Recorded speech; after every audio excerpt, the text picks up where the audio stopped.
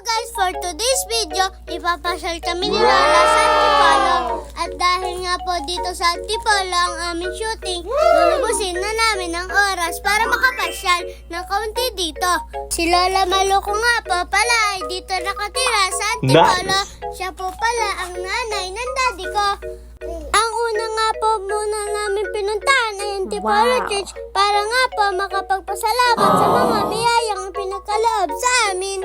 Dahil maliit man o malaki ay dapat tayong magpasalamat sa mga biyayang ito upang lalo pa tayong pagpalain at i-bless ni Lord. Yes!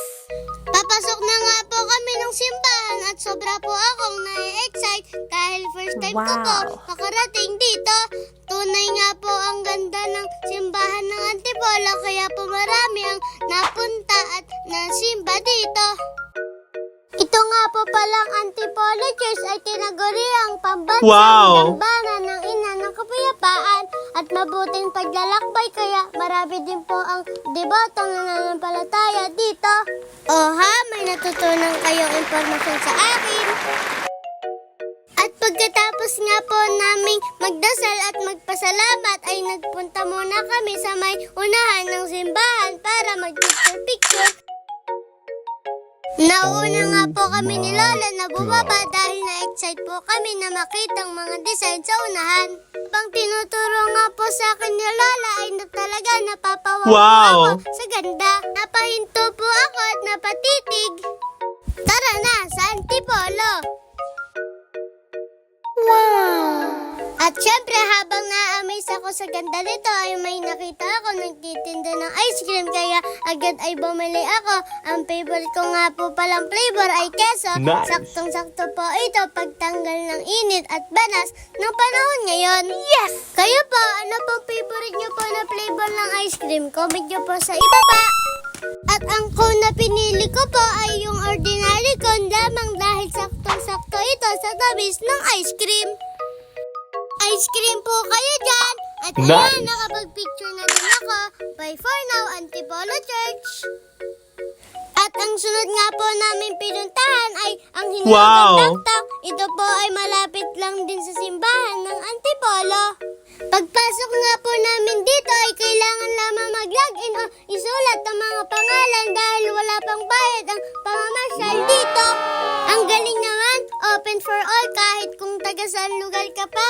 Ito nga po pala ay may mahabang hagdan pababa kaya kung pupunta kayo dito ay be ready and save energy dahil mapapalaban tayo sa pag-akyat na balik sa taas. Pero ang kagandahan dito, may kasama tayong senior o buntis ay mayroon namang elevator pa sa kanila.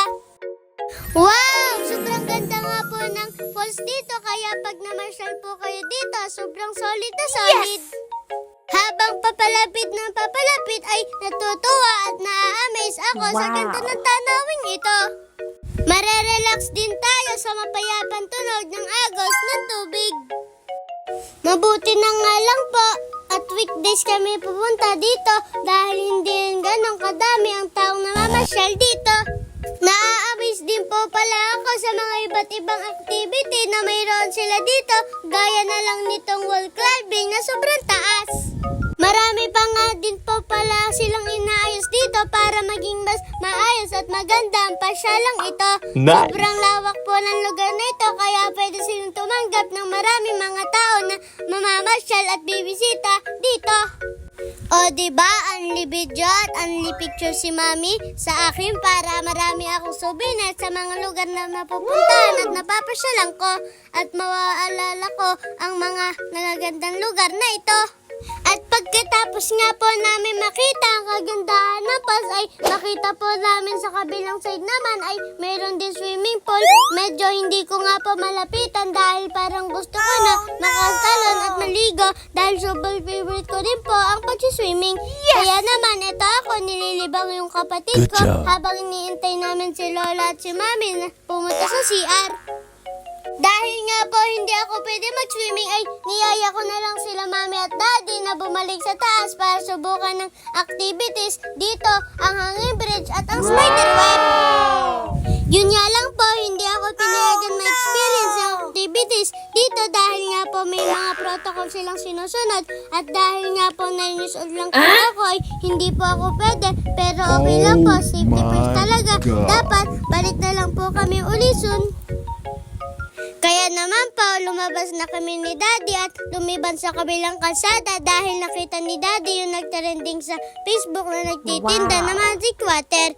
At syempre, titikman natin ito para malaman kung bakit magic water ang tinawag dito at kung solid nga ba ang lasa nito at tumingin-tingin na din po ako para nang mabibili ko sa kabilang tindahan, nang mabibili ko pang pasalubong.